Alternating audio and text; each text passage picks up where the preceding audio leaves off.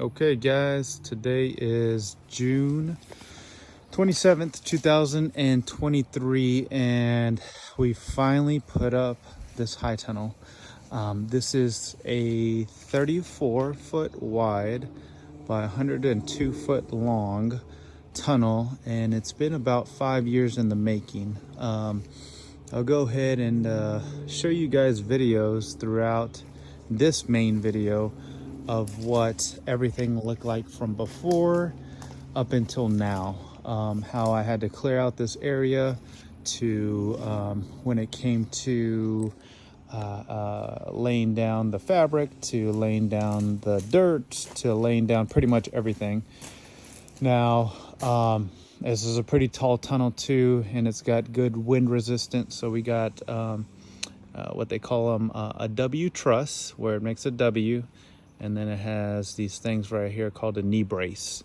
So really tall, really strong, and then the sides are also tall for a gigantic amount of airflow in here. So the sides are about 10 feet tall. My other tunnel, and I'll go ahead and show you what that looks like and where it kind of all started. That's my citrus tunnel right there. That one is about 8 foot tall on the sides. But everything really started there back in 2018, and then it kind of flourished all into this and a couple other things I'll show you guys throughout. Now, the big thing with this is how I got started and why figs. I got started back in 2015 on when it came to Italian honey fig tree that I got from Gurney's catalog that they send to pretty much everybody throughout the United States. And when that happened, I got it. I think I got maybe 1 or 2 figs off the tree. I kept it outside that year. We were living in Virginia at the time.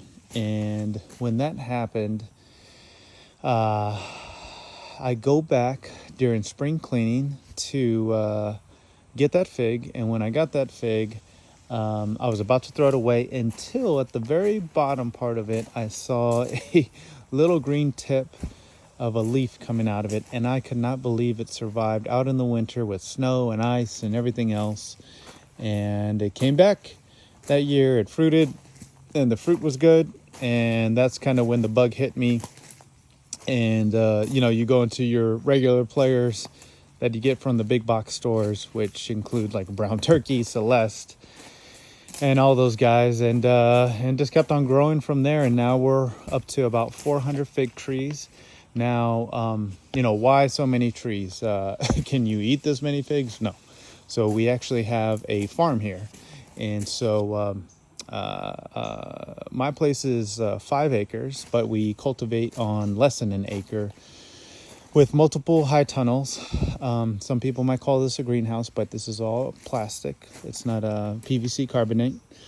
Now, with that being said as well, we do also have other areas that don't have covers like this. So we do have figs that currently are out in nature and doing pretty good.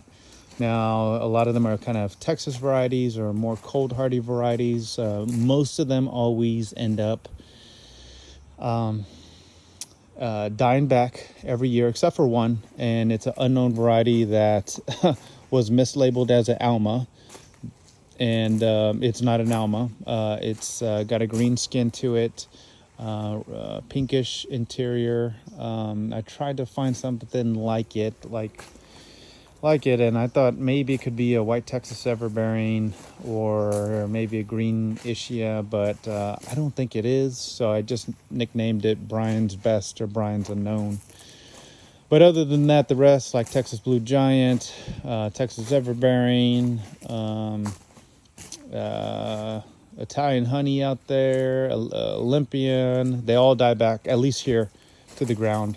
And then they come back, and then a lot of them will fruit. But the idea behind this, I'm tired of the dieback. So I ended up going through about my top, I think I have about over 400 fig trees and I went through all of them carefully, and I tried to pick my top 100 that I thought were the best when it came to size, the amount it pushes out, the color, the look of the fig, the taste, the hang time, a little bit of everything. And these are my top 100 figs that I love and that I think will be able to produce enough, of course, not only for my family, but also to sell on the farm. Now, I usually will call figs a quadruple threat. And what I mean by that is that they are not only easy to grow, but then on top of that, they can fruit on their first year of growth too as well.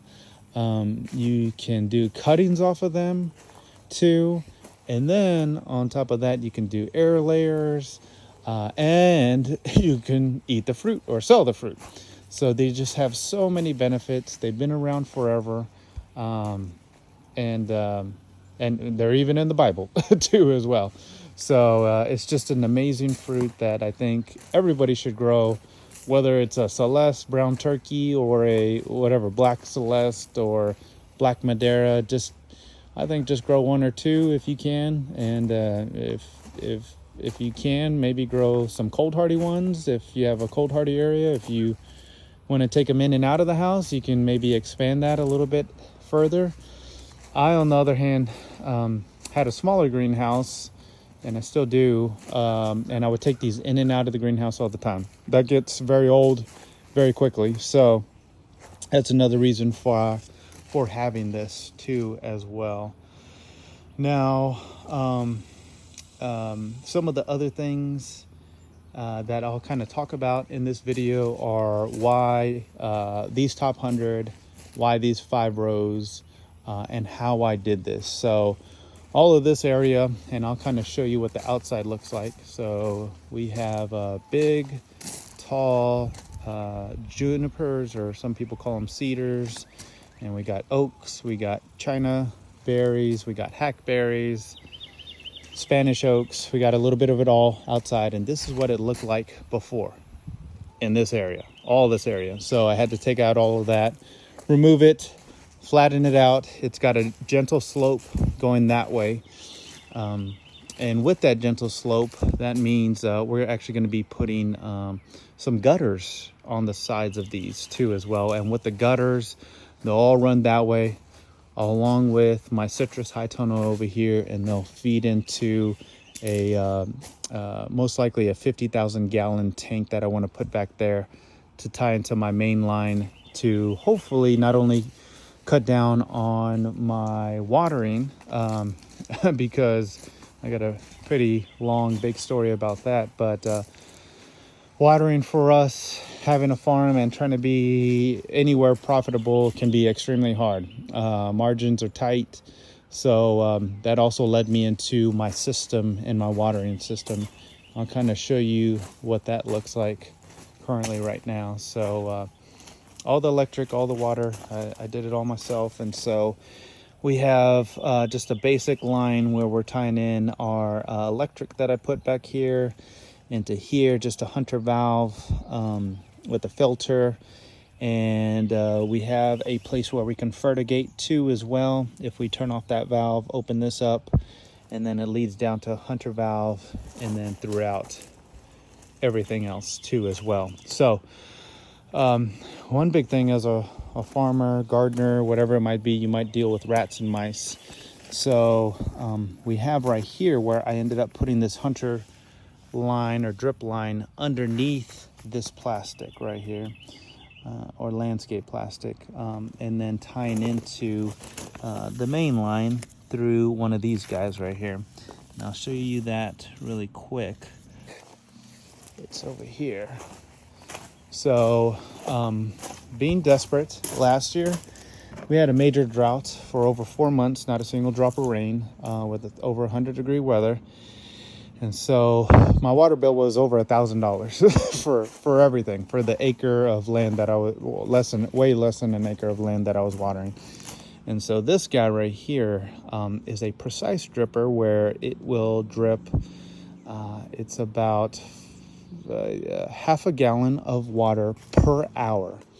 Now, do you need that much water to get these plants to grow? No, definitely not. And I proved that last year growing these in pots. They did amazing. Actually, everything did amazing. I switched to this right here. It's and I would only do about 30 minutes. And same thing actually with this plot. I only do 30 minutes a day, which comes out to a quarter of a gallon, which in reality, if you're getting a water hose and using your hand with the sprinkler or sprayer to do every single one of these, it could be maybe the same or even longer, or just waste a lot of time just out here watering, which I don't want to do, and plus I just don't have the time to do it. So I've used multiple drippers, and I might show you right here all the drippers I've used, and this one seems to be the best. Now, it might not last that long.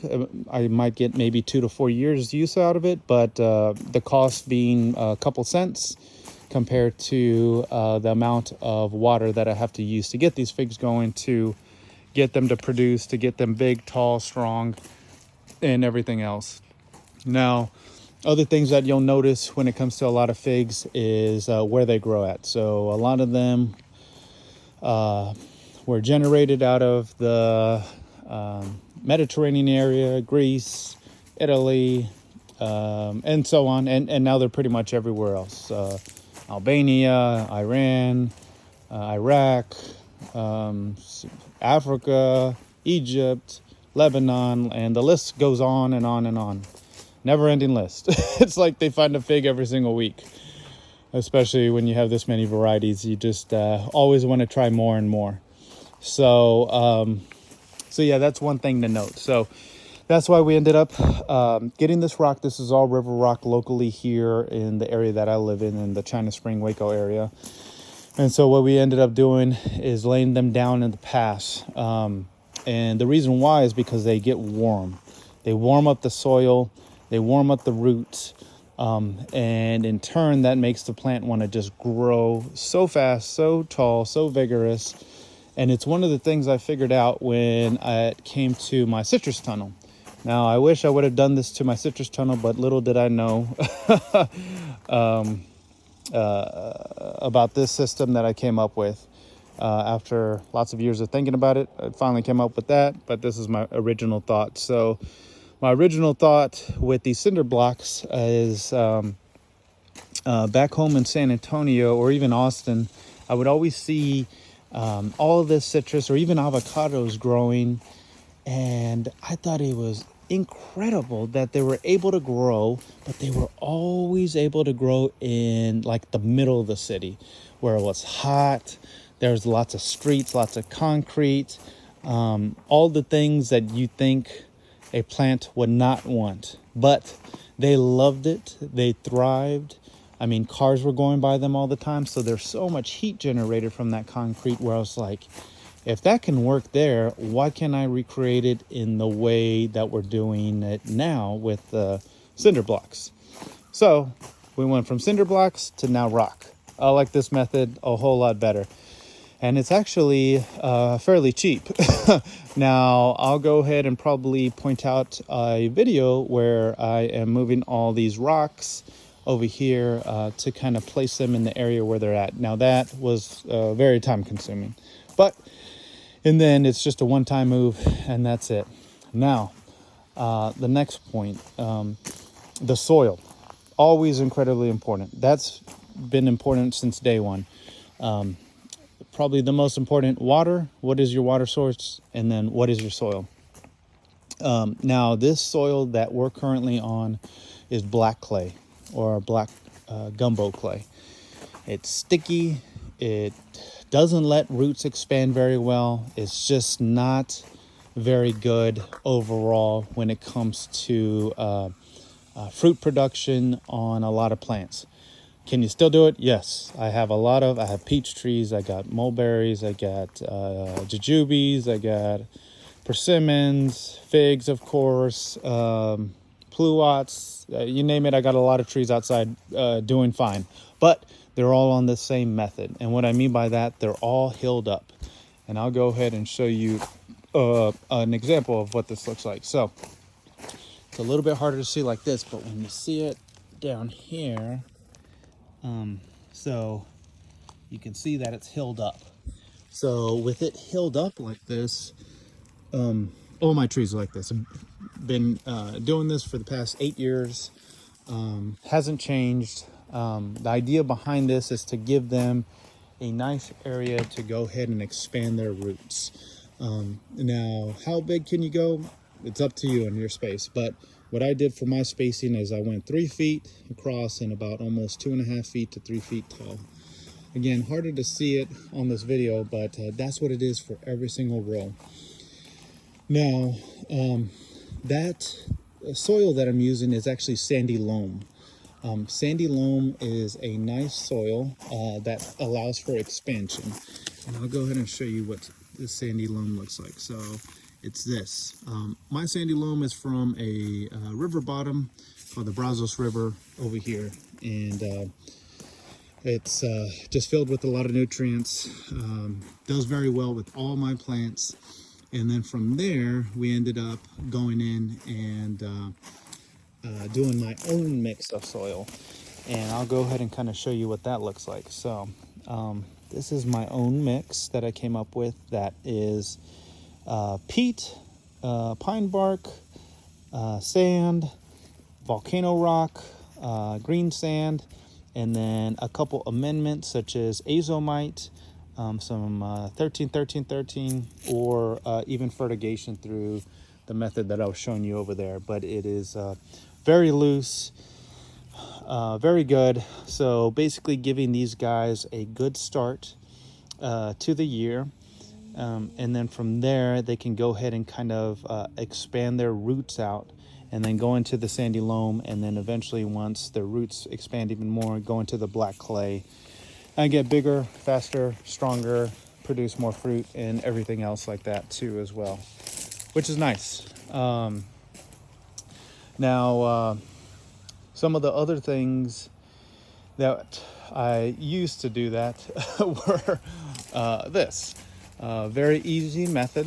It is just a concrete mixer. This is where I mix up everything, and of course this has perlite in it. We didn't use any perlite for this, but this is what the mix basically looks like minus the perlite.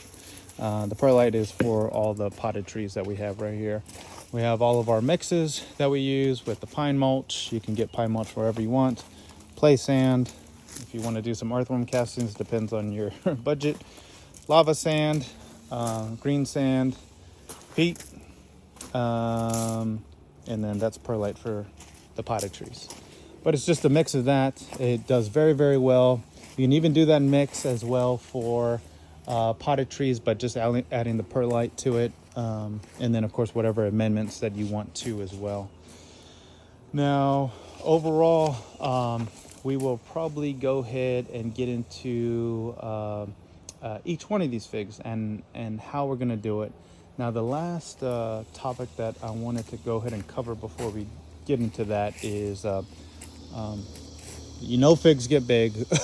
Why would you space them so close together? Now, that's for several reasons. The space here, we don't have a ton of space, even though it's a fairly big high tunnel. We want a high density orchard, like how we have over here with my citrus. It saves on water too as well.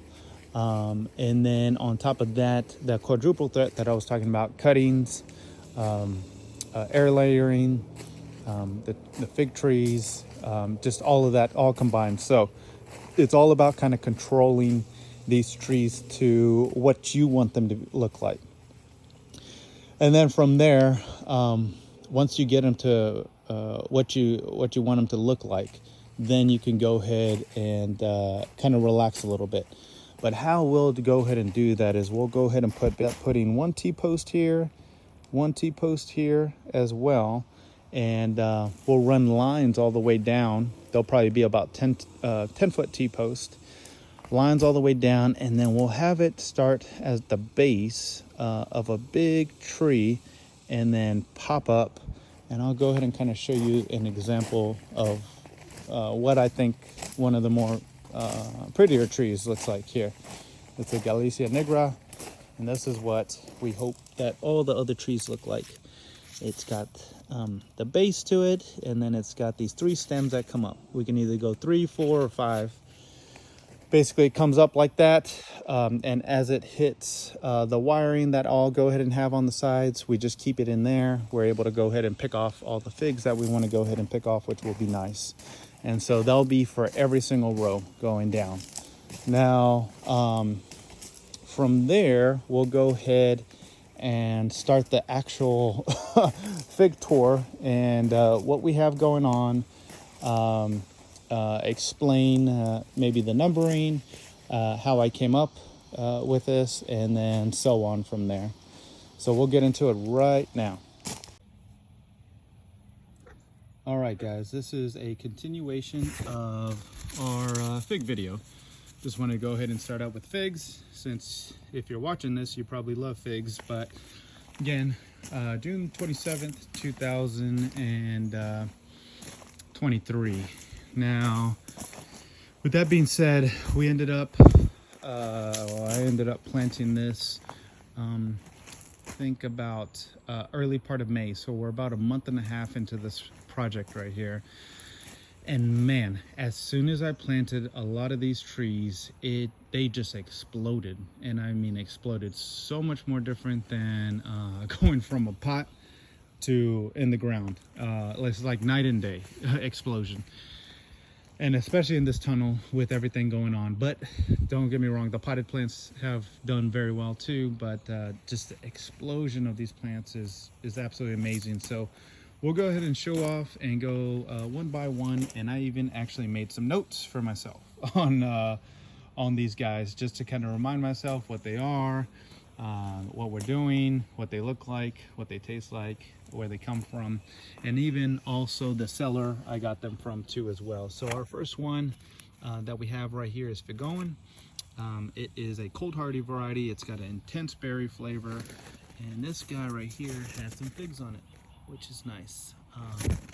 And so we'll be able to go ahead and taste those hopefully coming up pretty soon. They weigh about 10 grams usually. I got that one from Cramp right there. Now, this is Moro de Caneva, another cold hardy variety. It's unique. It's got a super long stem. We actually had one this year, and we're trying to train it up. It's got a lot of fig mosaic virus, but I'm sure it will grow out of it pretty soon, along with this guy too as well. Just give it some time. Probably by next year, it will be a really good year for this guy. Hold up to humidity and also rain too as well, which is really nice. Been along for a long time. Italian. I got it from Dan Foster right there. Next one is going to be Noricolo del Elba. It's my number 3. So this one may be a little bit more controversial because I think people used to really be on it a long time ago. They got off of it maybe because of the bitterness that the fig has and acidity. It has other good features like some sweetness. It's got a small eye, hangs on the tree really well. We got that from Off the Beaten Path. Next one right here is going to be Rosalino. Got that one from Cramp right here, and it does have some figs on it from time to time. There's a couple more over there, and not too many, but it's got a couple. So we'll see how it goes. Now you're going to be seeing some leaves on a lot of these trees that might be a little burnt right now. They are young, and I mean very young, either rooted last year or even a couple years ago. They've been grown in pots, usually in a lot of shade, but I ended up putting a 50% shade on this because of how hot it gets. So we're currently sitting around between 100 to 105 outside. In the tunnel, it's usually about 15 to 20 degrees hotter. With that being said, that's easily 125, 130 most days. Now with the shade cloth, I feel it knocks it down anywhere from 10 to 20 degrees, just depending on with what's going on outside, which helps out a lot. But again, you'll see some burnt tips and that can happen right there. Now with Rossellino, it's an Italian variety, very productive, small figs, 2 crops, again from Crimp. Then we got Vertellino, very high sugar content, berry and caramel type of flavoring, early ripening, performs well in humid climates. It's more so got an exotic type of flavor to it, found in the Pomona gardens. And this one is actually done very well. It's got quite a bit of figs on it right now. It's my number 5 variety that I have right here, and that one was from, I think, Wayne. Next one up is going to be Campaneri. Now, it's a fantastic fig. It's very cold hardy. It is from I think Theory's collection. It's a vigorous grower, a yellow green skin, pink flesh. It's a Frenchie, so from France, but does very well for us right now. So again, we got some burnt leaves right there too as well, but it's been growing pretty good. Now this one's a little bit harder to say, but De Savanc, I think is the name. It's Spanish, got it from Crimp. Pons discovered it on a cereal farm. It'll produce a main crop usually every year. It's got a black exterior, thick skin. Inside you'll go ahead and get like a dark pulp, very sweet. We actually had 3 of the figs on here earlier this season, but they ended up falling off, and I don't know exactly why. Maybe not the right environment just of yet, and maybe maturity wise. Next we got Green Mincheriska, an Adriatic from Crimp, discovered actually by a Bulgarian blueberry farmer, which is kind of funny. Cold hardy and can produce 2 crops. We got nothing on it right now, but that's my number 8 tree right there. Next, White Madeira. What can you say? I think everybody knows pretty much about this. It's from Portugal. It's got longish neck, cracked skin when they're ripe, juicy bright red interior, rich berry flavor, from Portugal, if I didn't say that already. But White Madeira number 1. Another fantastic variety right there. Next variety is Pont Tres. And with Pont Tres, it's just a very sweet berry flavor, moderate seed crunch, jammy, very resistant to rain and splitting. This one was actually found in Switzerland, which is kind of interesting with that one. I got this one from Off the Beaten Path. It has been a very good grower overall. No complaints on this one, and hopefully we'll get some figs off of this guy. Next one coming up is Vasilika Sika VS. Now this is another Adriatic from Greece. Green exterior, red interior, that taste of strawberries. I got that one from Lance. It's a pretty good grower overall, fairly vigorous. Can't complain, and it's my number 11 fig tree that I have. Next one, and man, I can't say enough about this one, but this one's Harry's Crete, found from Crete in Greece. It is a fantastic variety. Ended up getting to try one already earlier this season, and man, it was super delicious. Yeah, very strong berry flavor, thin skin, jammy, syrupy texture, all of the above. Just a good fig. I highly encourage for people to get that one. Got that one from Dan Foster. Next one is Unknown Prosciutto, and this one has just pumped out tons of figs, but I haven't got to try them just yet. And let's go ahead and just take a quick look at some of these figs. Again, this is coming from a 3-gallon last year, and the growth, I would say, is normal.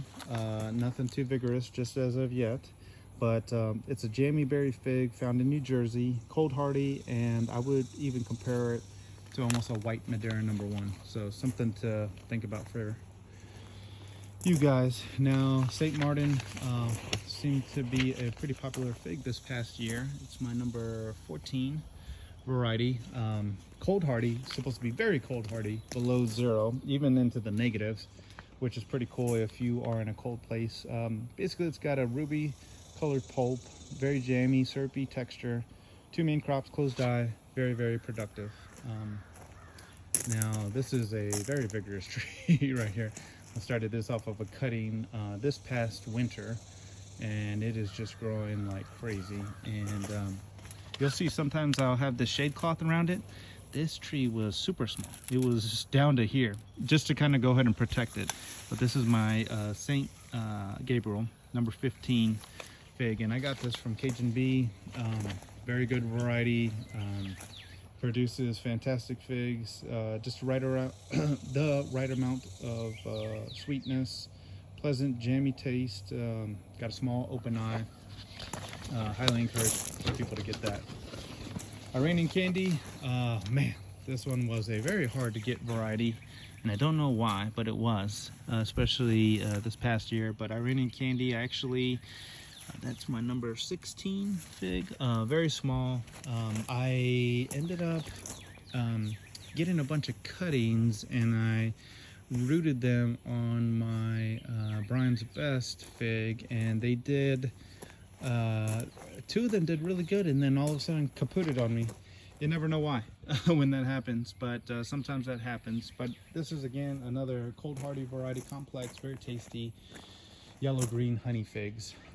This one was basically left for dead.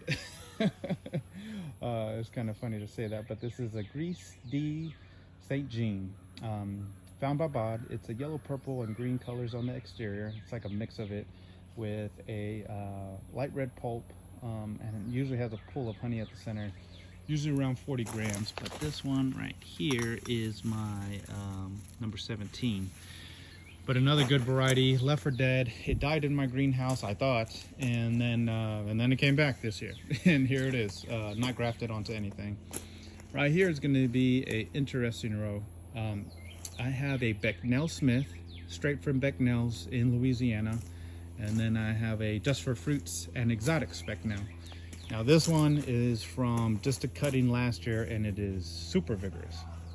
Now we don't have any figs on it as of yet, but again, a cutting, growing super vigorous, almost can't stop it. Pretty much everybody seems to like this particular fig, and yeah, it's just apparently it was found in Croatia, so, and then brought over here by the Becknell family, and then here we have it here, doing very well. This is my Just Fruits and Exotics. Now I've had this tree for quite some time, so it produces quite a bit of figs on it. Can't complain about that, and also growth. But we'll go ahead and compare our Just Fruits and Exotics to our straight from Becknell's Louisiana nursery. Then last but not least, it is the Texas BA1, my number 20 fig. Now with this one, it's supposed to be the cold hardy version of our Smith variety. Now, is it? I don't know. Is it a vigorous tree? It's been fairly vigorous, very much so like the Smiths. They also got a complex berry flavor to them. Apparently they're found at a test field in A&M, Texas A&M, where I currently live close to, about 2 hours away from. Got this one from Edible Landscaping right here. Now, I could not forget about my citrus. I just love citrus so much, I could not get away from it. Especially these guys. These are my absolute favorite citrus that I have not been able to go ahead and purchase when I was doing that tunnel that's over there, because they weren't selling them at the time. Now I got mine from Brazos Citrus, and it's called the Sumo Orange. Also Sharonui, Mandarin. Of course, mandarins for me do very, very well. Very cold hardy.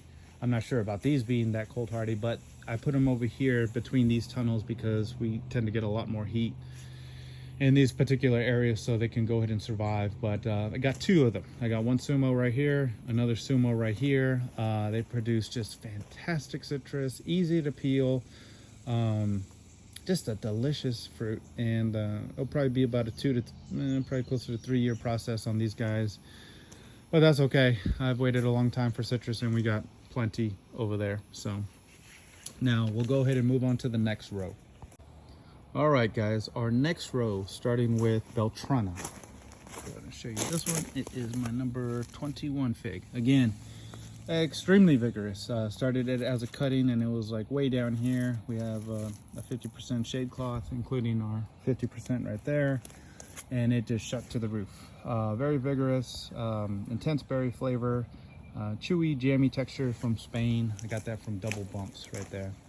Then the next one that actually Harvey from Figaholics loves, and a lot of other people tend to love quite a bit, is Capulcart Negra, my number 22 fig. It's got an interesting flavor to it, very vigorous, very sweet, jammy. 50 grams usually from Spain, but I got this one from Fruit Nut right here, and it's actually been very, very vigorous. The next one is Cavalieri. Now, Cavalieri is from, it's an Italian fig, and I got this from Off the Beaten Path. Tends to be delicious, thick, rich, syrupy, yet smooth. Got some sweetness, some berry tones that kind of linger on. This one hasn't been too vigorous. I would say normal growth to good growth on it. Next one is going to be Calderona. Vigorous, very intense berry flavor, mild sweetness, pretty fig in general. From Spain, I got this one from Fruit Nut, and that is my number 24. This one right here is going to be Calderona de Minor on Vasilica Sica, and I'll show you what it. My number 25, and it is growing quite well. No issues with it at all. Seems to be a very late fig. Ponds found it. Usually only one main crop. Tend to be productive. Intense berry flavor, mild seed crunch, tie-dye to it. And basically the queen of all the figs, and we'll kind of go down this row, it's going to be the Cultivations. And the Cultivations are absolutely excellent. Can't go wrong with pretty much any of them, but they're all French varieties except for the Mutante, which will be, I think was found in Spain. Now our first one is going to be Cultivation Nor, my number 26, and on this particular variety, it's got a very rich, jammy flavor, moderate sweetness, skin, fairly thick, excellent flip fig. And we got our Cultivation Blanc right here, my number 27, and then this one has figs on it, a number of figs, doing quite well right now. Just an excellent fig in general. Can't go wrong with the Cultivation Blanc. Incredibly rich, deep red, super jammy, and basically the Cultivation means collar of a lady, is what the French say. That one's also from Fruit Nut. Now we got our Mutante right here. Now this Mutante is a little bit interesting. It's got a rich berry flavor, it's got some sweetness, but the Spanish collector that found it off the road gave it Mutante, as it appears to be a mutated strain with a striping pattern to it. And I think we'll be able to, let me see, is there any figs on this guy?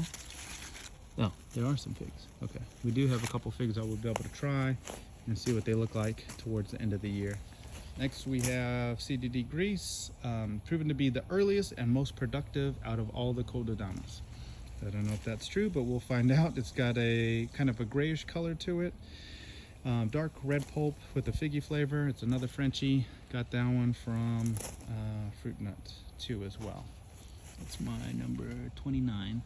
My number 30 right here is going to be the CDD Grease Nut. And why not? This one is actually from Dan Foster, an excellent fig, and it is not Cultivation Grease. It is another unknown fig, but a very good fig overall. It dries on the tree well, they don't split, and they taste really good. So we got that one in the ground, and it seems to be fairly productive so far as the leaves go, not in the production of the fruit just yet. Now, when it comes to fruit production for a lot of these trees, I'm not counting on this year as being super productive. I think next year is going to be our big year, so just something to kind of note. Now, out of the Ramadas, I have a row of Ramadas that's going to be over there, but I put one of the Ramadas over here, that being our Koldadama Ramada, my number 31, and you can see the beautiful leaves. You can see what it has a little bit of striping to it. Hasn't produced any figs. It has grown fairly well for us. No issues with it at all. It's got a berry, cherry, fruity, and has a couple citrus notes to it. We got that one from Dan Foster. This one right here, the CDD Gigantina, my number 32 fig, has, let's see, it has a couple figs on it right now. Now this one right here is just supposed to be a larger Blanc, is what they say. We'll see how that holds up. over these next several months to see if we actually get any figs. Now one I got from Lance. Our number 33 fig is Saysac. This came from a castle in France, Saysac, and it's a two-tone green and purple French fig. Originates from the grounds of the castle ruins in Saysac, like with what I was saying. Very sweet, juicy, vigorous. Probably most closely resembles Smith. But I know for myself, when I was growing this in a pot last year, it was vigorous in the pot. So this would definitely be one for pot or ground, but tends to do fairly well. We got a couple of figs somewhere in here. And just a good grower in general, pretty vigorous overall. Of course, with a lot of this stuff that's kind of growing from the bottom, we'll let it grow. And then we'll take air layers off of that and then sell it here at the farm store or possibly online too as well. Now this one is Cosme Mania. And it was grafted on I-258, my number 34, but I think a lot of people that grow figs or just trees in general, they'll notice that sometimes for no apparent reason, your fig tree will just die on you, or your other trees will just die on you, and you feed them right, you do everything right, and then boom, they just died. So this one died on me, so I had to actually buy this one and get this one going again. It's on its own roots. Tends to be fairly vigorous. It's a Spanish variety from Pons. Supposed to be one of Pons' favorites. We'll go ahead and see if that holds true. It's usually thick and syrupy most of the time, holding to about 40 to 50 grams. I got that one from Fig Bettiness here in Texas. This one is another one from Fruit Nut called Montana Verde on Strawberry Verde, my number 35. And of course on Strawberry Verde, it's like it's your cheating. But I'll tell you a little quick story about Strawberry Verde. So when I was really bad at rooting cuttings, and I'm still pretty bad at it, this was one of the only cuttings that I could root successfully, no matter how bad I was at rooting cuttings. This was it. So it always rooted for me. It always did well, and it grows super vigorous. So a lot of these trees that you'll see here are grafted onto Strawberry Verde. Now, it doesn't have to be Strawberry Verde. You could do brown turkey. You could do whatever you want. But I just we did this. But this is from Fruit Nut. Right here, grows extremely vigorous. Can't complain at all. Highly productive. It's got green skin. It's got some fine cracks in it. Closed eye. Intense berry flavor, and very sweet. We got right here as our next one, NV1 on Strawberry Verde. And NV1 also has been a pretty good grower, but again, this one's Strawberry Verde. So this one right here, I would put it in the same class as some of the best Adriatic figs, like White Madeira #1.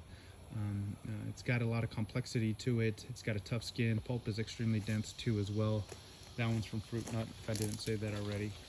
This one also, another one from Fruit Nut on Nuestra Sonora del Carmen on Strawberry Verde. It's my number 37. And we got a couple of figs that are popping up from time to time down there. So we'll get to try it out this year. We'll see what all the hype is about. It's a deep, rich berry flavor, good seed crunch, evolving flavor from Spain. Now, another fig that died on me this past year. And it is it's kind of sad because it took a lot to get this one, but this one is my Jouali Rouge that I got last year that died on me, my number 38. So I had to buy a new one this year. It tends to be fairly vigorous, no issues with it at all. This one's from Theory.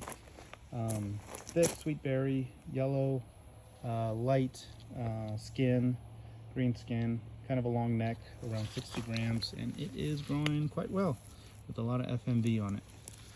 This one is very vigorous. This is the Jouali Amber, my number 39. Now this one is a Fig de Monde. It's got a lot of tropical overtones, seems to be a favorite of theirs. And we got a couple figs that we'll be able to try this year. That one looks like it's about to fall off. But another really good one. Now, Now this one would probably be my #1 top grower out of all of them. Now I have to get way down here. It's a little bit harder to see it with all my figs kind of covering it, but this is my Joali Nor, my number 40 fig. Extremely vigorous, extremely tall, and it is taken off like a rocket ship. And I mean like a true rocket ship from France, discovered in the Algerian mountains. It's from fruit nut. They got long necks, black skin. The skin usually has a starry pattern with white dots. The pulp is dense, jammy, with complex flavor. Best black fig that there is, potentially. Exotic berry flavor too as well. I'll probably get more into some of these varieties that you're kind of seeing around here, but not currently right now. But these are all figs that are either cold hardy or that I'm trialing out for another plot that we'll be making in the future. But we'll go ahead and go on to the next row right now. All right, guys, starting on our third row, we have Valdefuda Ramada, my number 41, and you can see some grasshopper damage right here. That is something you deal with as you get into growing anything, especially if you do farming, vegetables, anything else like that. But a beautiful fig, supposed to be one of the earliest Ramadas. Got that from Alba Figs. It's got a red jammy interior, intense berry flavor to it. Looking very forward to that. Next one we have right here is Farjo Ramada, my number 42. A good grower overall, not a single fig on it at all, and that's okay. Spanish, one crop. Got it from fruit nut, intense berry, moderate seed crunch. This Martinique Ramada, had this for quite some time, a couple years now, and so it's always produced really good figs. And let me show you one of these grasshoppers. Ooh, hard to focus in on this guy. There he is, just looking to hang out and chew on my leaves, but that's okay. These guys are fairly vigorous, they're growing strong, but that's some of the stuff that we usually have to deal with, are the grasshoppers.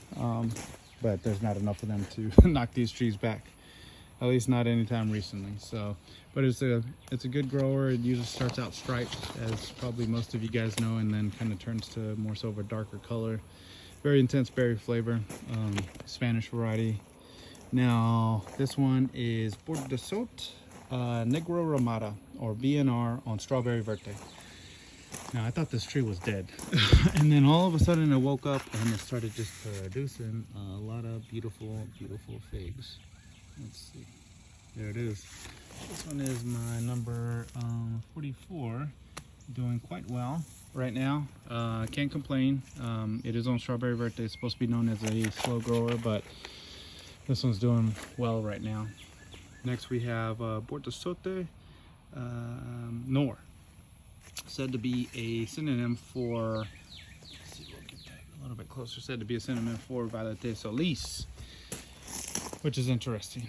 It tends to be a very good grower overall. No issues with it. It's black fruit, dark red pulp, moderate sweetness, berry flavor, very productive, from Spain. Got this one from Yeti Figs right there. Next one is Bordesote Rosa, strong berry flavor, very sweet, jammy texture, Spanish. Got that one from Garden Crochet, and there are no figs on it currently. Next one is going to be Bordesote Gris. This is the first one I was showing you. This has been very productive variety overall. The Gris, meaning a gray fig, but it's got more stuff like a greenish purple tint to it. France, I got that one from Fruit Nut, and that sucker is just pumping out figs right now. First year having it, so my number 47 variety. Next one is Black Manzanita on Strawberry Verte 2 as well. Another one from Fruit Nut. So as you can tell, and probably the theme of this video is that pretty big fan of all the stuff he does. He's officially retired and he's not doing it anymore, but I know his daughter's doing it. So, and she's doing excellent work. But again, on Strawberry Verte, it's a number 48. It's a California variety, found in San Francisco. The skin is tough, texture, pretty sticky, jammy. This is a pretty dense fig, can become syrupy, almost like a blackberry type of jam, but do have some figs in there that we'll be trialing out a little bit later. Next one right here, extremely vigorous, but this one is the Negra de Algae. Another excellent variety. It's a Frenchie. It's got a berry flavor, does fairly well in a humid climate, high resistance to splitting too as well. Sugary flavor, early ripening. Some people say it tastes like Twizzlers. I don't know if that's true or not. But the one I tasted earlier this year did not taste like Twizzlers. but it was a good fig overall. And that is number 49 right there. Next one is the Galicia Negra, one of the ones that I was showing you guys earlier, and that's the number 50. Can be a shy grower. Sometimes it doesn't. Well, it's a vigorous grower, but shy to put out fruit. Usually it's purple to black, skin to it, rich honey, fig flavor, found from Spain. Right there. This one was a very popular variety that I tended to like a lot on data. Of course, fruit nut. Excuse me. Another guy that really hyped up this fig tree. It's a really good grower, very vigorous, not grafted onto anything. It's a Frenchie. It's got, some black to white spots on it, thin skin, very sweet right there. This one also another excellent variety. This one is going to be Irene Black Greek and Calavetti. This one I got from Alba Figs, my number 52 variety.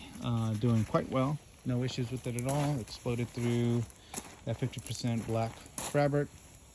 No figs on it currently right now, but we'll see how it goes coming up. This one is La Bricha on Strawberry Verte from Fruit Nut, of course. It's Catalan, from Catalan. Basically, it's supposed to be some type of rural island.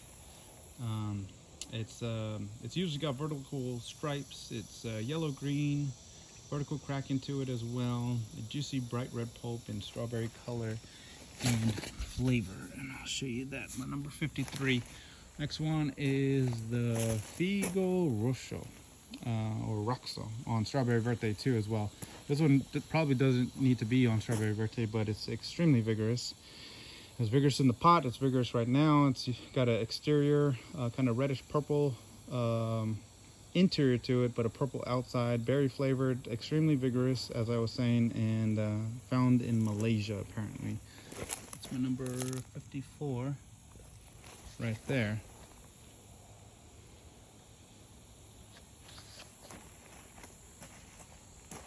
Next, we have our Cafe Tejate Sport. So it's a sport of KTJ. Now, of course, I'm probably pronouncing that completely wrong, but it is not grafted onto anything. Alba Figs found it, and as the story goes, apparently he was walking along where these are located at, quite a bit of them, and apparently this was one of the trees that had a ton of fruit that was just like, it was bogged down from head to toe with what he was saying. And then from there, it was vigorous, it was super sweet, it had a honey, slight berry type of flavor to it. It was prolific, producing on every node, and the skin apparently was softer than the original KTJ.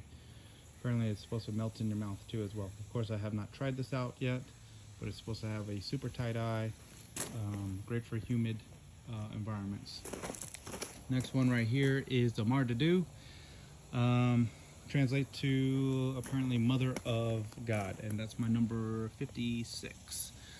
I think we have one fig on it. It's been a pretty good grower so far. I got that from Barshami. Sweet berry, very good. Performs well in the rain apparently.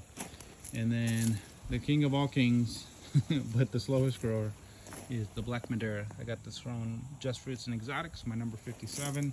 Of course, we have some figs on it. I would say it is a slow grower right now. No FMV on it. We're doing quite well.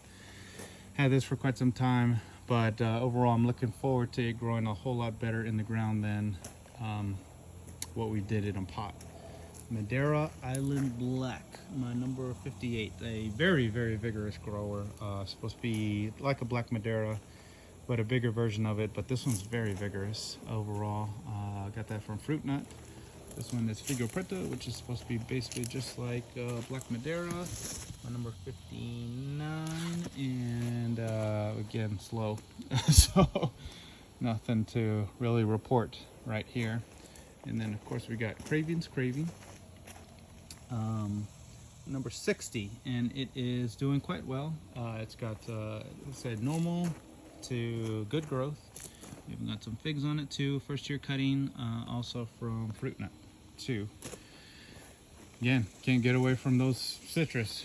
We got a cocktail grapefruit. It's a big, beautiful orange color grapefruit. I love grapefruit in general, so we'll see about this one. This one's from Brazil Citrus. And then we have one banana. So I always thought that maybe I'll put like a banana or a guava or some type of crazy fruit in here, and this is the only one that made the cut. This is a blue ice cream or blue Java ice cream banana. It's doing well, very vigorous overall. I expect fruit not this year, probably next year, I think, and it'll probably be gigantic. So all right guys, we'll move on to the next row. All right guys, we are continuing the video with our next variety with Black Celeste. This is a number 61, but it is a pretty important fig.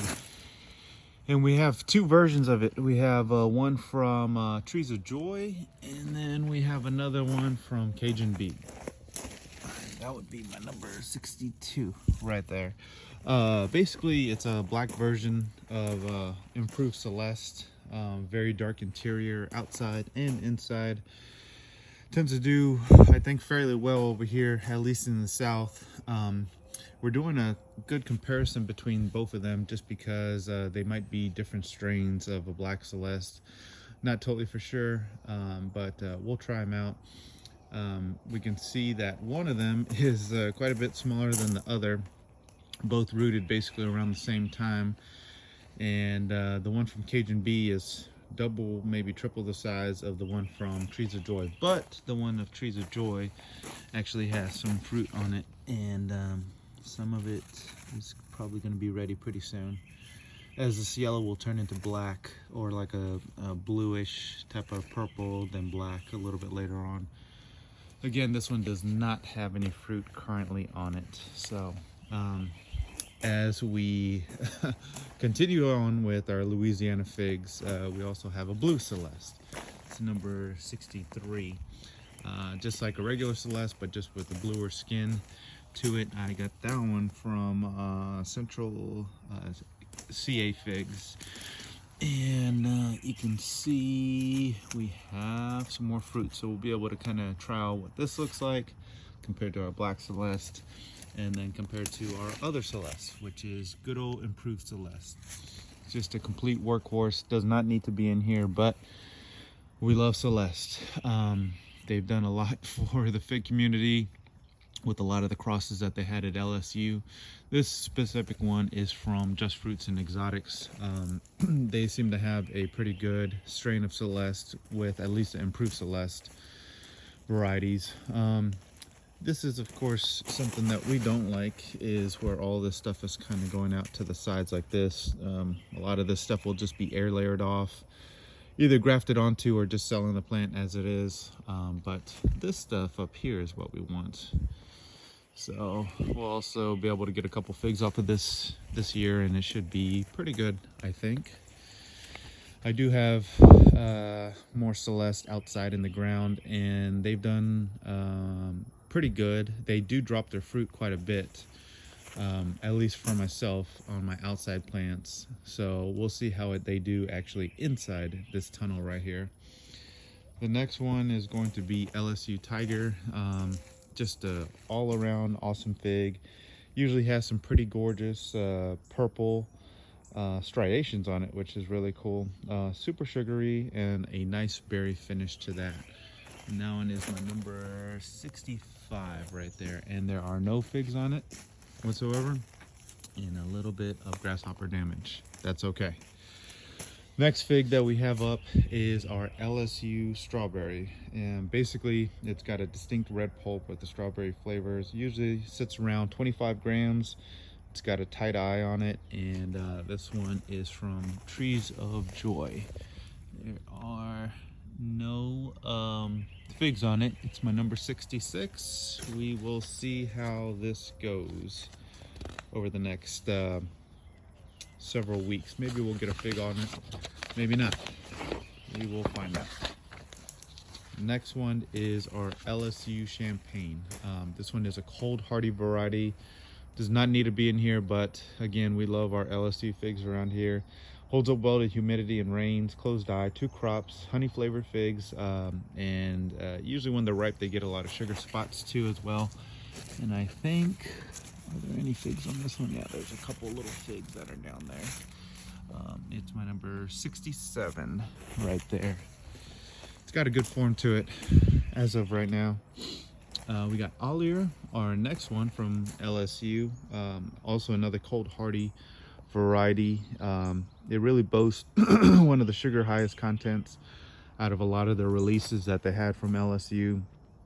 But I would call it more so like a sugar honey type of flavor to it. And it's been pretty vigorous so far. It would be my number 68 that we have here, and I'm not seeing any figs right now, and that's okay. We'll continue to monitor it to see how it goes.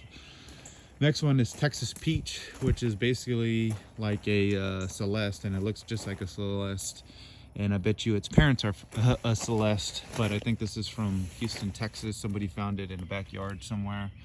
It's my number 69. I got this from Wayne. We got a couple figs on it, maybe 1 or 2 figs, so we'll go ahead and get to see what it looks like compared to some of our other Celeste varieties during this particular time. The next one, I would probably say it is, as far as vigor goes, it might be tied with the Joali Noir, because man, this sucker is super duper vigorous. This was also started as a cutting, and we will tell you the name, Della Sonora Hibernaca number 70. It was like a cutting right here at the beginning of the season. Well, really, yeah, this late December going into January, and then super tiny when I planted it. Month and a half later, it's grown 1, 2, probably maybe 3.5, 4 feet. Extreme vigor, and I mean super extreme vigor. Now this is a cool fig. It's got a green purple shading on each one of its figs. The skin is pretty thick and strong and has cracks throughout it too as well. It's got basically almost like an exotic type of taste to it, almost like a Sour Patch Kid. Founded by ponds, and it's got pretty good resistance to rain, tightly closed eye, short hang time. Can be a very late variety. I got that one from Alba Figs right there, but it is doing super fantastic. Now this one tends to be a slow growing fig. This one is going to be Hativ de Argentil, but we have this one grafted onto Yellow Long Neck. It's my number 71. In a pot, it was growing very, very well with the graft. Since planting it, it's got the normal to good growth on it right now. I'm not sure exactly why that is the case. Maybe it just needs a little bit of time to get its roots soaked in. So we'll continue to watch it, but it's got a bright red pulp on it with intense concentrated flavors. The berry, honey, and sweet flavors are balanced out by a touch of lemony acid. Skin is sweet and tender as well. I got that from Jensen 84. Really good. And we got a couple of figs on it, so we'll be able to trial that this year. Next one is going to be Bass's favorite from good old Trees of Joy, from Bass Saman. This is his favorite fig. I would say it has had normal to good growth on it. Not the fastest growing tree by any means, but it's my number 72. It's got nice large figs with a fairly rich berry flavor, moderate sweetness, and a chewy texture. So we'll continue to monitor this. I've never tried it before, so again, we'll try it out and see how it works for us here. Next one is a really good variety called Del San Guam Gran, my number 73. A pretty vigorous grower overall, at least for us. Really reminds me of almost of an equivalent of a I-258 or Black Madeira. Often splits, I think, usually due to its size and shape, however seldom spoils, which is kind of interesting. It's got a strawberry flesh, and that was founded by Pons. It's from Spain, and I got this one from Fruit Nut right here, and you can see it does have figs on it. It is pretty vigorous, and a lot of this growth at the bottom. We'll go ahead and just air layer those off because we won't need them anymore. But another good variety. And then we got good old I-258. So you can almost do a comparison between them. One of the main reasons why I kind of set the figs where I set them is to do a lot of comparisons between fig trees. Just because of the size of them, what they look like, what they feel like, what they taste like. That's why I felt like maybe these three should be put together, at least in my little small orchard right here. But I-258, it's a goodie, but it's an oldie but goodie is what I would call it. A pretty vigorous grower overall. It really cranks out figs. I would say more so of a complex berry type of flavor. It's an Italian variety. We have no figs on this tree right here, but it is my number 74 I-258. I have another I-258 back there potted that's older, and it is cranking out figs right now, so we will check that out probably later in the season. And then we have Exquisito, part of the Ethos, my number 75, and we got a couple little figs on it, and so far so good. I would say normal to good growth. It started out pretty small when I got this. It's from Crimp. It's a California seedling. It's got a Breba crop to it with green skin, very sweet, with a fruity berry flavor. Usually the main crop, you'll see a black skin covered with starry dots, and then the main cocktail taste. The third, usually final crop, is a smoky gray type of banana strawberry yogurt flavor that a lot of people would like to get, and I'm hoping to get that actually with this one. So we'll see what happens. Then we got Thermalito, another California seedling founded by Blue Malibu. Got this one from Fruit Nut a while back, but yeah, it's actually a really good grower, pretty vigorous overall, resistant to heavy rains, resistant to souring and extreme heat, and very, very vigorous. And we have, I thought we had a couple figs on here. We got one right there. Oh, and then another one right there too. And then we got, man, this sucker is kind of ridiculous. Zafiro. And it is my number 77. So Zafiro was another one that died on me in my greenhouse. It was a pretty big one, and I think it died from probably overwatering, that being me being the culprit. I think I potentially overwatered it, and the soil mix I had at that time was a store-bought one, and it wasn't very good. So that's another reason why I make my own soil, because the ones from the store are not great, and you can never trust who's truly making it. This one's by Fig Arts by Nikki. I got this specific one from Tony. It's a honey fig. It usually maintains its honey flavor with thicker texture, even in colder climates. It's nutty, coconut, cinnamon, and persimmon type of flavor for some people, and can be very, very vigorous. And I would also count this in like the top 4 or 5 most vigorous plants I have. When I got this sucker, it was super small, maybe 2 or 3 weeks ago, and it is just exploded, and I mean exploded. So I can imagine how big this fig will be by December of this year. Will probably be humongous. We have no figs on it currently right now, but we will go ahead and continue to monitor it. And then right here we got Isbat Anaj, my number 78. Again, I really like all figs in general. I'm not picky. I'm not snooty about oh, you only can have berry flavored figs or exotic tasting figs or just honey. I like them all, truly. So this is Isbat Anaj. One of the things that it's really known for is its kind of banana / tropical flavor. This one came from Egypt. I got this from Lance. Really incredible producer overall, but some people again will say it tastes like pineapple banana type of flavor. This one right here, very interesting story behind this one, but this one is going to be the Golden Rainbow. This one is specifically directly from Robert, the guy that founded this particular fig, and this one is my number 79. And it's already got a lot of figs on it. I would say it's a normal grower. I've had this fig for a long time, so interesting story about this one. I ended up getting the cuttings directly from Robert several years ago.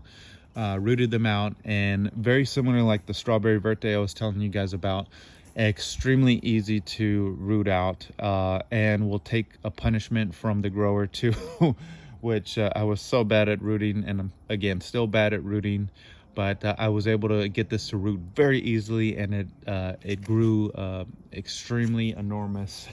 But I always had it in a small pot, so I couldn't get it to grow that big until now, and it's doing quite well. But basically, it was founded in Arroyo Grande, California, and basically, I'll kind of give you a little bit of the story of it.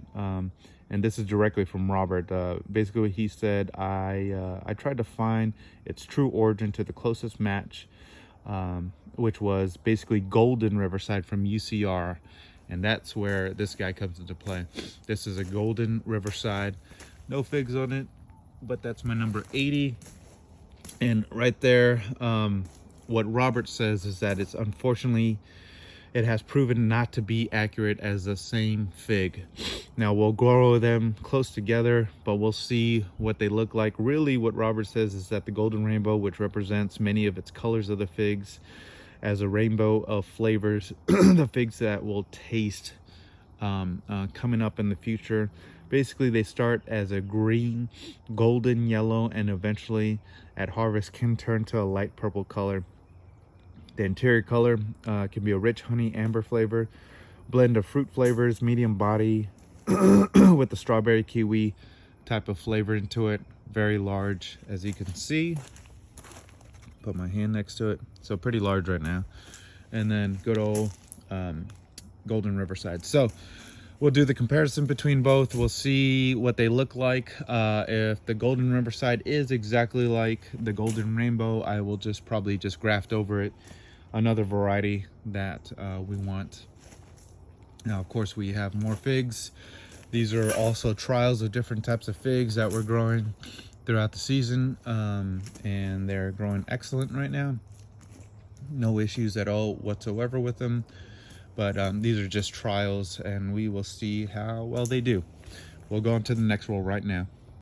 All right, guys, we are finally on our last row, and really quick, the watering system came on while I was doing these videos, and so I wanted to show you what it looked like and how awesome, or I think it is. So basically it's just a drip like that directly to the area, and as it drips out fairly slowly, it just slowly goes like this and starts to kind of spread outward, which is really, really nice. Something that you want when it comes to watering quite a bit. So I definitely wanted to show you that. It looks great, doing quite well. But we'll go ahead and start off with this one. This is our first fig right here, and our kind of Mount Etna varieties, Chicago Hardy varieties. It's my number 81, Azores Dark or San Miguel Racho. Very sweet, drips honey. I got that one from Off the Beaten Path, just a really good one.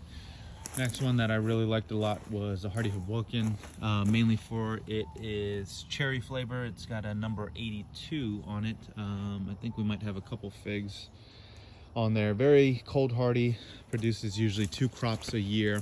This one just has pumped out figs. Kesarani from Greece. I got that one from MJ Figs. It's my number 83 right there. Rich and complex, and it's just got a ton of figs on it right now.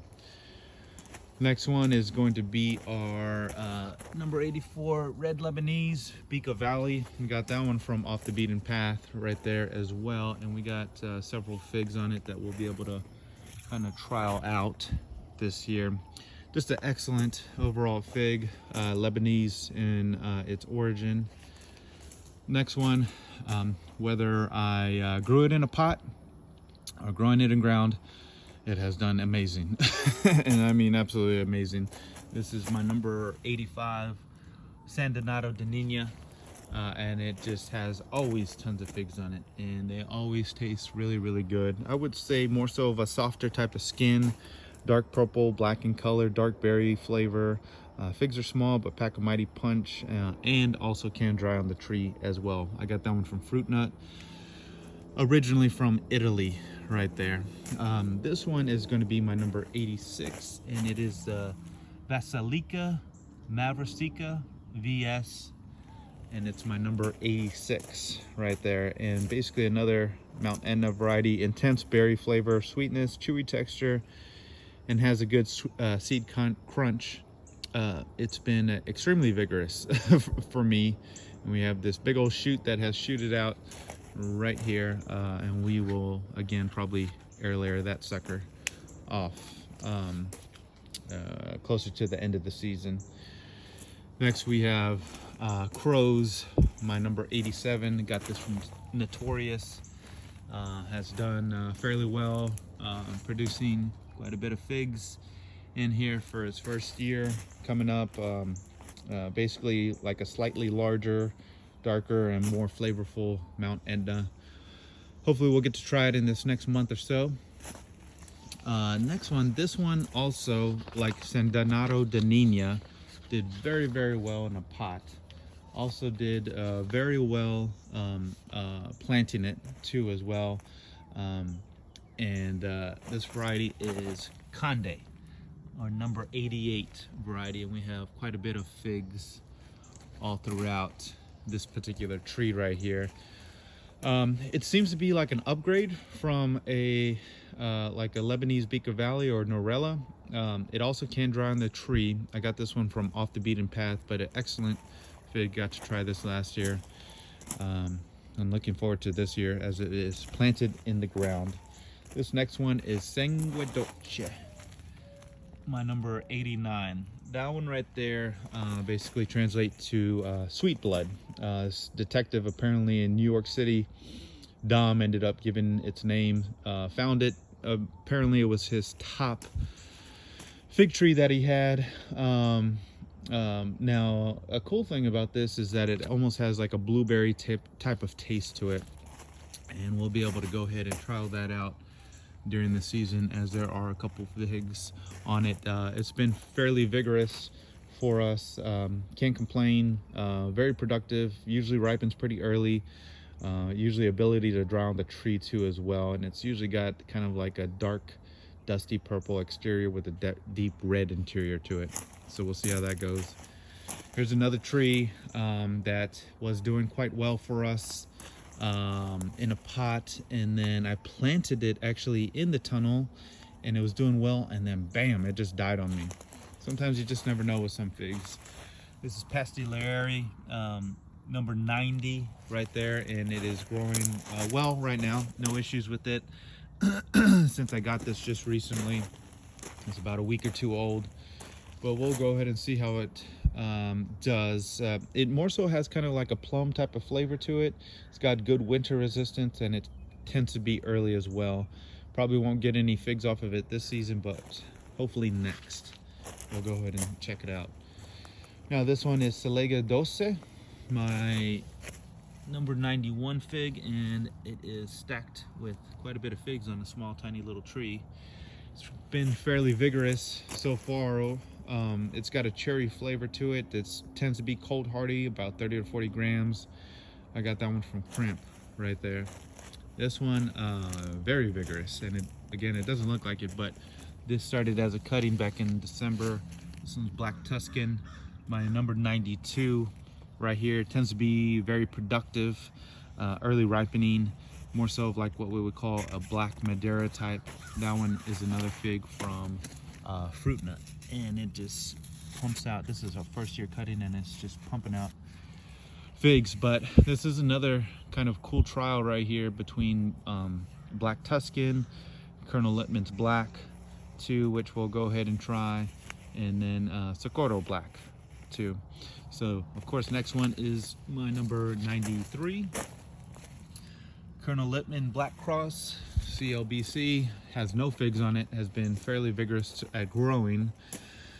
Good canopy to it for us, tends to be cold hardy, found in Gainesville, Florida. Usually an excellent top tier fig with outstanding flavor, very complex, exotic type of berry flavor with a tight eye on it.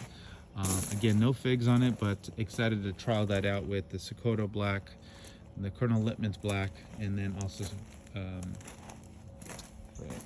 make sure I have that right, Black Tuscan, sorry. And then of course we have Sokoto Black, our number 94, and it has been fairly vigorous, not doing too bad at all. And we got a couple of figs that are on there currently right now that are doing quite well. And basically it's got a purple black skin, thicker skin sometimes. Usually inside you'll go ahead and find a dark red pulp, little seed crunch, strawberry rich flavor, jammy texture to it. Looking very forward to that. Now this sucker is very vigorous.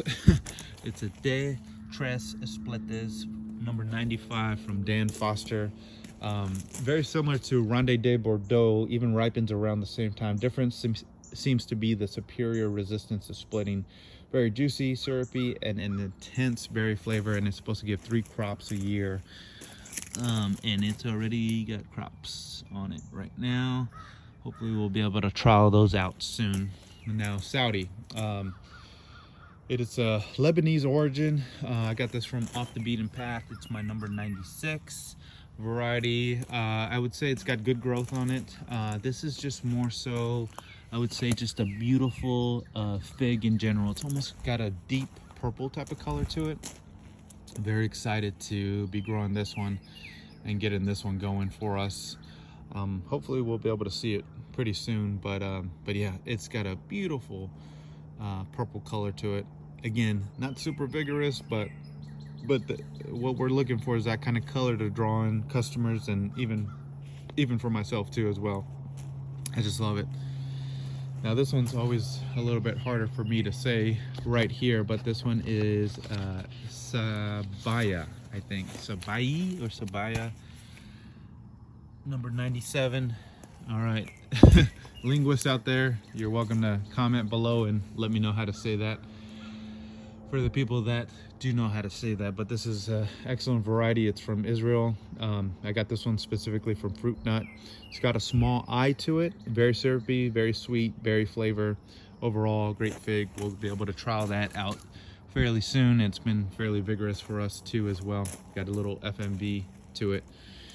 Now we got Violet de Solis, like what I was saying earlier about the synonym to our other fig tree. Tends to be a very, very vigorous grower, at least for myself. Usually a black fruit, dark red pulp, moderate sweetness, excellent berry flavor. Very, very productive. And I think, do we have any figs on this guy? I thought we had one fig on it, but yeah, extremely vigorous. I've actually had to kind of cut it back a little bit. I wish I would have got a picture when I started of this particular variety. It was truly like just a tiny little stick. And it has just grown so fast, and I mean super fast. I'd probably put it in the top 5 or 6 of fastest growing figs that we have here currently. This one I got from Tinkerbug right here, and original source is from France. Next one is Victoria. I got this from Fruit Nut. It's my number 99 variety right here. Very, very vigorous. And it's got, let me see, does it have fruit? Yep, it's got one fruit. I think it's got a couple fruits throughout here, kind of hiding in all that foliage right there. But usually intense berry flavor, dense, jammy, moderate seed crunch, chewy skin, tie-dye, holds up well to rain. Original location that this was got from was Spain. And then the last of the last, but not the worst, was Rubato. This is my number 100 right here. This one right here I got from Dan Foster. A very interesting fig. It's very photogenic. It's got a lot of cracks on it. Just a beautiful fig overall. Kind of slow, but mine has grown very fast. I would say. I'd say it's fairly vigorous, especially once I got it into the ground. cool thing about this is supposed to have more so of a Jolly Rancher type of taste to it. So looking forward to that. And then of course, again, can't forget about my citrus. I love it so much. My Pearl Tangelo. Just love Tangelos in general. This one I got from Brazos Citrus, growing quite well. And then the last of the last is the Orlando Tangelo, another variety from Brazos Citrus, doing quite well. And so that's basically it as far as all these fig trees go. And yeah, we're very excited about it. I would say overall, this is a big venture for us, especially when it comes to profitability, to having also some of the best figs around here in the Central Texas area. And then on top of that, being able to sell to restaurants, other markets around town will be pretty big for us, and will be a big draw, including with the citrus and a couple other things that we have around here. So we're excited about this in general. Again, a lot of these figs might not necessarily need to be in here, but one thing I get tired of is the figs dying back. One of our big things that a lot of people might not know is that we're in a zone 8A. It sounds fantastic, but all you need is a couple nights to get these guys killed off. And what I mean by that is that we'll usually get, and this probably happens for a week out of the 365 days a year, we'll get a week where we'll have either probably single digits, probably between like 5 to 10 degrees.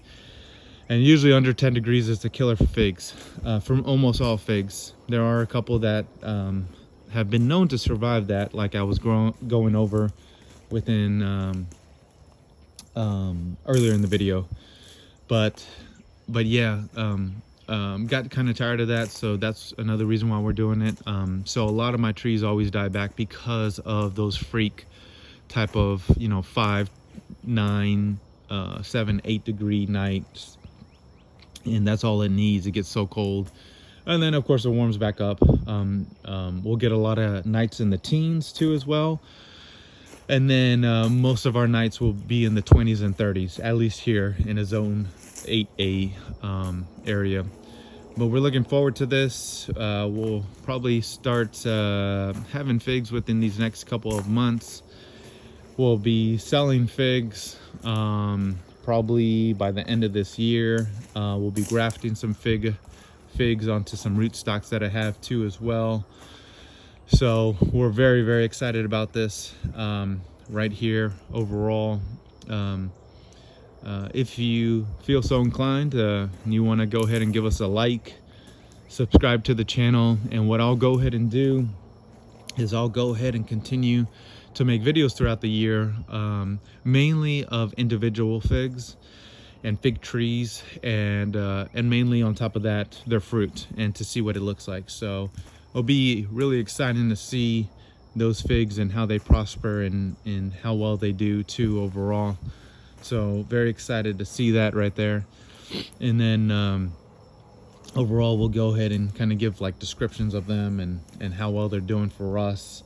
But the idea behind this again is to really start having figs in about April of every year, and then go all the way into usually probably December, maybe January, and then we'll take about a month or two off and then get to growing again. But I think if everything works out correctly with the heat that we'll go ahead and get off from these rocks right here, and that basically the radiant heat should warm up this this place to where we can just crank out tons and tons of figs all throughout the season, except for maybe late January, February, when it gets super cold over here. So it's exciting times right here, and we're looking forward to it. But one last thing that I forgot to show you, we'll go ahead and click on to the next video right here. But I have a little bonus feature. Here it comes, guys. All right, guys, here's the bonus. Now, we couldn't forget about some of our outside figs right here, and we have 4 of them that were very important to me to pick out, I think, the right varieties for being right outside of this tunnel. And because they produce 2 crops, they're extremely cold hardy. They were found in really cold hardy places. So overall, I really like these fig trees a lot. Now they're not the most fanciest by any means, but they do very well, at least outside in the cold, and we'll be able to go ahead and test that throughout the season. But our first one is going to be Navid's Dark Greek right here, and I got this one from Pete, 387 feet, and it's got a couple figs on it. It's a small guy right now, but he's growing quite well. The next one we got is Secrete, and it's doing, let's see, we'll get a picture of that. And then it's doing okay. It really hasn't grown so far.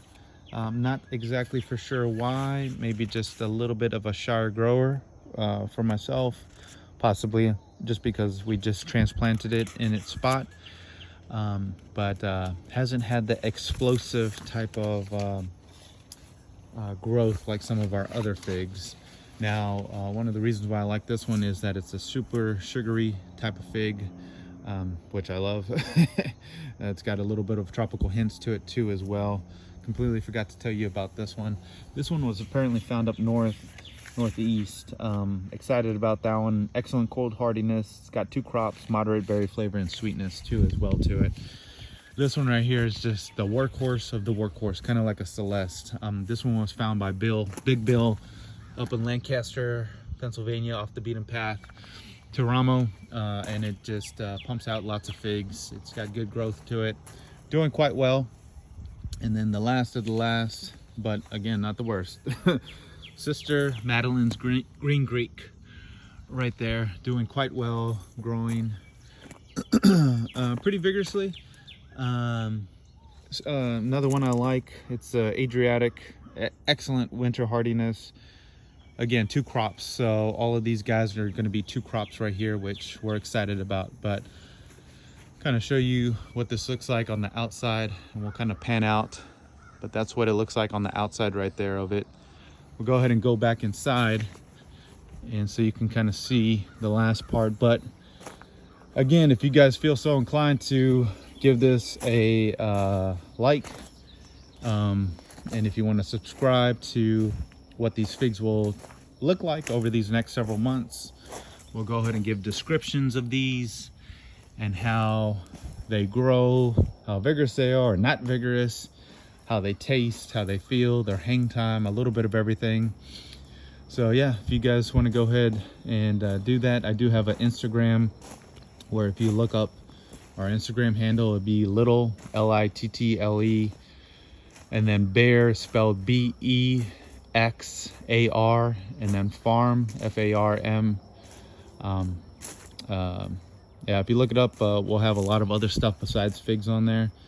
A lot of vegetables, citrus, and all sorts of other things that we're growing around here.